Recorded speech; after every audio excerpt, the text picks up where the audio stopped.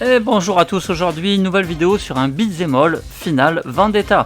Alors ça fait un moment que je surveillais ce jeu, j'attendais de le trouver à un prix vraiment intéressant. Et c'est fini par arriver, je l'ai trouvé à 15 € d'occasion en version boîte. Bien sûr je parle toujours en version boîte, jamais en digital. Le digital je n'en parle que quand il n'y a que ce format disponible pour tel ou tel jeu. Sinon c'est boîte. Bref, je l'ai trouvé à 15 €, donc super content. Sauf que, bon voilà, j'ai terminé le jeu, effectivement, quand même assez déçu, je dois dire. Alors, on va faire un petit tour, donc dès le départ, on peut choisir un niveau de difficulté entre occasionnel, facile ou difficile. Le niveau de difficulté ultra, lui, doit se débloquer une fois que vous l'aurez terminé en difficile, ce que je n'ai pas encore fait.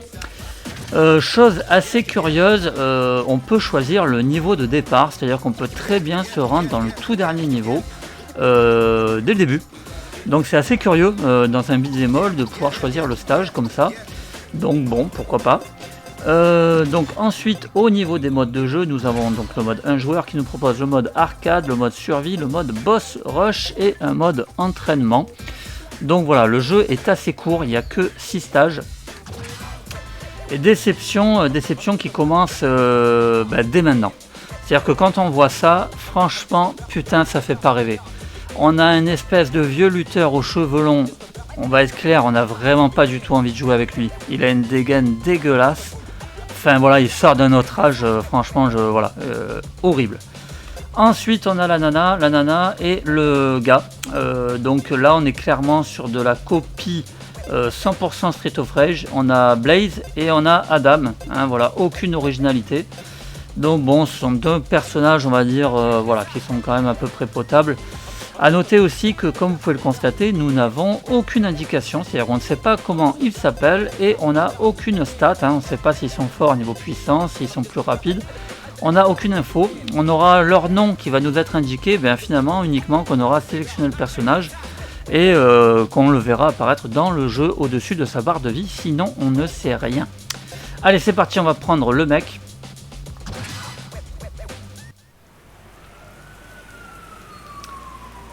Voilà, donc on s'appelle Duke.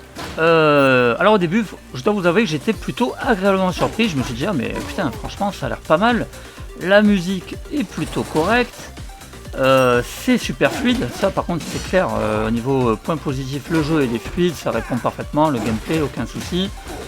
Graphiquement, bon, c'est pas non plus exceptionnel, mais on va dire que c'est propre. Donc, j'étais quand même assez agréablement surpris.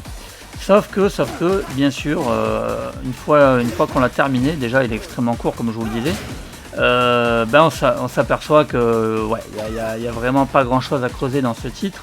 Et son principal défaut, j'ai envie de dire, c'est son identité. C'est-à-dire qu'en fait ce jeu, quand on y joue, on se dit pas je joue à Final Vendetta, on se dit on joue à une copie de Street of Rage. Et une mauvaise copie, parce que clairement il n'arrive pas à la hauteur de Street of Rage. Donc forcément on est déçu et c'est ce qu'on retient du jeu, malheureusement. Donc voilà, alors au niveau des coups, donc j'ai la touche carré pour les coups classiques. J'ai des touches donc croix et carré pour faire une attaque sautée.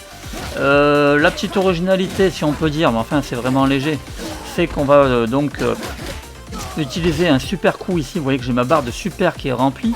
Et en fait cette barre de super, si je l'utilise quand elle est pleine, je ne perdrai pas de santé. Donc je vais pouvoir faire ma super attaque ici.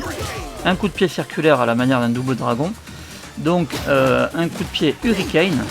Donc ça c'est pour Duke, parce que bon, chaque personnage a un coup spéciaux bien à lui.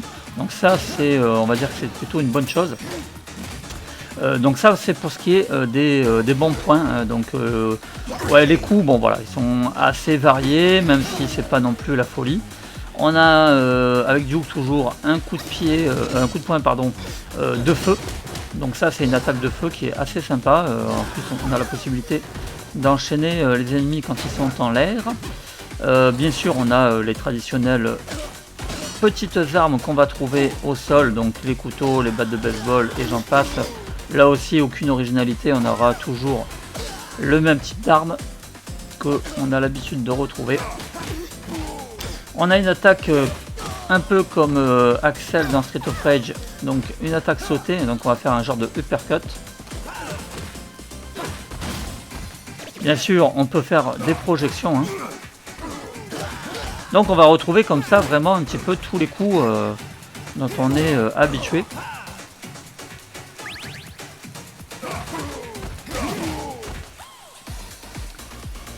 Mais voilà, malheureusement le jeu effectivement voilà, il est quand même assez répétitif. Les boss, pareil, aucun charisme au niveau des boss, hein. Il y en a aucun, voilà, on va en garder aucun en mémoire, quoi. Je veux dire, franchement, on les bastonne quand on bastonne les autres mobs, donc vraiment aucun intérêt. C'est quand même assez décevant.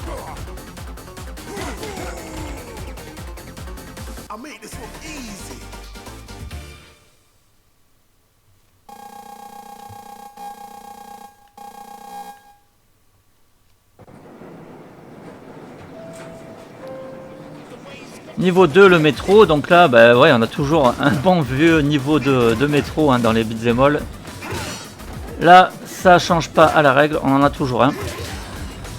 Donc ce que je vais faire, c'est que je vais vous montrer maintenant les deux autres personnages. Allez, ce coup-ci, on est au Club Tigre et on joue donc avec Claire. Claire qui est vraiment la copie de Blaze. Mais vraiment, c'est-à-dire que, vous voyez, elle fait une vague d'énergie exactement comme elle. Elle a un coup de pied circulaire exactement comme Blaze. Et un coup de pied sauté exactement comme Blaze. Donc là, on s'est pas fait chier, hein, clairement. Et c'est vraiment ça qui est dommage, quoi. Pourquoi ne pas vraiment faire une propre identité avec des vrais personnages? C'est quand même un peu dommage. À la rigueur qu'ils en copient un, mais au moins qu'ils essayent de faire de l'originalité sur les autres, quoi.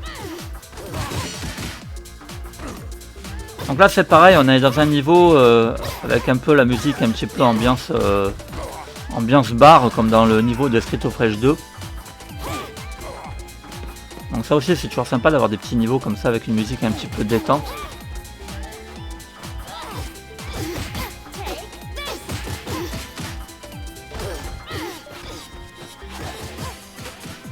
Donc globalement ce qu'il faut faire gaffe c'est surtout au moment où les ennemis se relèvent, parce que la plupart font une attaque quand ils se relèvent.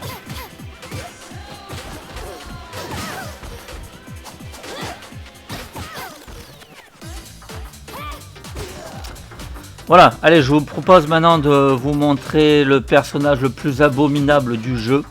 Celui avec lequel on n'a même pas envie de jouer 10 secondes. Je veux parler de Miller. Non mais regardez-moi cette dégaine dégueulasse de vieux motard.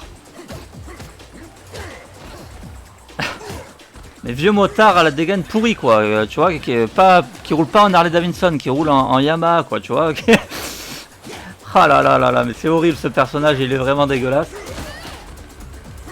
Bon bah là bien sûr on est clairement sur un style qui reprend les coups de Max dans Street of Rage, là aussi, hein, bien sûr.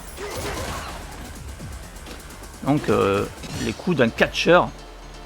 Mais bon, sauf que voilà, il a vraiment une dégaine, il est horrible, quoi. Alors le jeu, dans le jeu on a aussi donc des vies cachées. Vous voyez qu'ici il y a une moite. Et hop tac, en la frappant, eh bien je découvre une vie. Alors on a des vies comme ça un peu dans tous les niveaux qui sont cachés. Pareil, hein, là aussi c'est un peu inspiré de beaucoup même de Street of Rage 2.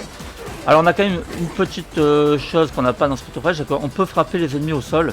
Là vous voyez ici par exemple, hop tac, je peux le piétiner en appuyant sur triangle. Mais bon voilà, hein, bon graphiquement c'est pas exceptionnel. Et finalement bah, le jeu est, ouais, il se fait, mais il est vraiment loin d'être aussi bon qu'un Street of Rage, clairement. Mais bon bref, bon, il peut être quand même sympathique à petit prix, encore une fois, voilà, 10-15 euros, vous prendrez pas de risque, vous passerez quand même un petit moment sympa dessus. Mais pas plus, quoi, voilà, honnêtement.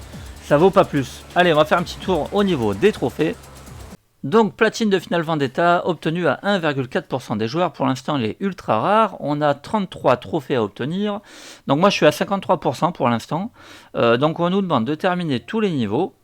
Détruire la voiture, donc ça c'était un petit clin d'œil, un petit peu à Street Fighter ou à Final Fight. En fait, on a une voiture donc à exploser. Ensuite, on doit donc tuer 100 ennemis dans le mode arcade, tuer 100 ennemis dans le mode survie, 200 ennemis dans le mode survie, celui-ci je ne l'ai pas encore fait. Terminer le mode arcade sans ramasser aucun objet, tuer 30 ennemis avec une arme, obtenir le rang S dans le niveau ruelle, le niveau métro, le niveau ascenseur, le niveau dock, le niveau club tigre, le niveau manoir, obtenir le rang S dans tous les niveaux. Alors là vous vous dites mais c'est bizarre, il n'a pas obtenu le rang S dans les autres niveaux. Eh bien oui, c'est assez curieux effectivement. Je l'ai obtenu en fait dans le mode boss rush. Donc j'ai pas compris ce qui s'est passé et il m'a filé le trophée, donc voilà, il y a peut-être eu un petit bug, je ne sais pas, assez bizarre. Trouver toutes les vies bonus secrètes, donc ça c'est ce que je vous ai expliqué, on a donc des vies bonus cachées dans les niveaux. Pour l'instant je les ai pas encore toutes trouvées, donc voilà. Terminer le jeu en mode facile, en difficile, en ultra. Terminer le jeu avec Miller, avec Claire, avec Juke. Donc ça c'est assez simple parce qu'en fait effectivement vous avez vu qu'on peut choisir le dernier niveau. Il vous suffit de faire le dernier niveau pour avoir le trophée. Réussir une série de 50 combos, réussir une série de 100 combos. Je ne suis pas un super héros, terminer un niveau sans utiliser de super pouvoir. Terminer le mode boss rush, terminer le jeu avec un autre joueur, on peut jouer en coop mais malheureusement pas en ligne, uniquement en local. Vous devez donc aussi battre un boss sans vous faire toucher et faire un score de 1 million de points ou plus. Voilà donc pour les trophées les amis. Et puis moi je vous dis à très vite pour une nouvelle vidéo et en attendant portez-vous bien.